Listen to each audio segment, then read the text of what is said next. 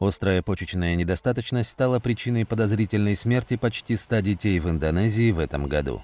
Об этом заявило Министерство здравоохранения. Теперь всплеск смертности расследует команда экспертов. Ранее подобное расследование провели в Гамбии, где подозрительной показалась смерть 70 детей по той же причине – острая почечная недостаточность. Гамбийская команда выяснила, что смертельные случаи были связаны с сиропами парацетамола от высокой температуры, которые содержали чрезмерное количество диэтиленгликоля и этиленгликоля.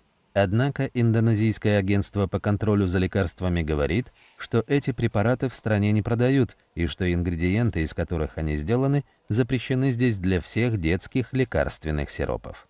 И хотя связь с сиропом парацетамола не доказана, родители обеспокоены.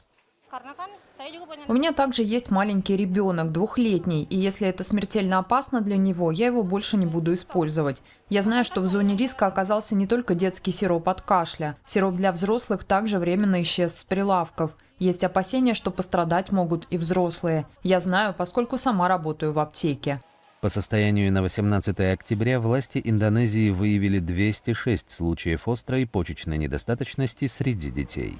99 оказались смертельными. В качестве превентивной меры Министерство здравоохранения попросило все медучреждения временно не выписывать и не выдавать жидкие или сиропообразные лекарства. Оно также закупило специальные препараты для лечения острой почечной недостаточности. Между тем помогают в расследовании также представители Всемирной организации здравоохранения. До этого они проводили консультации с экспертами в Гамбии.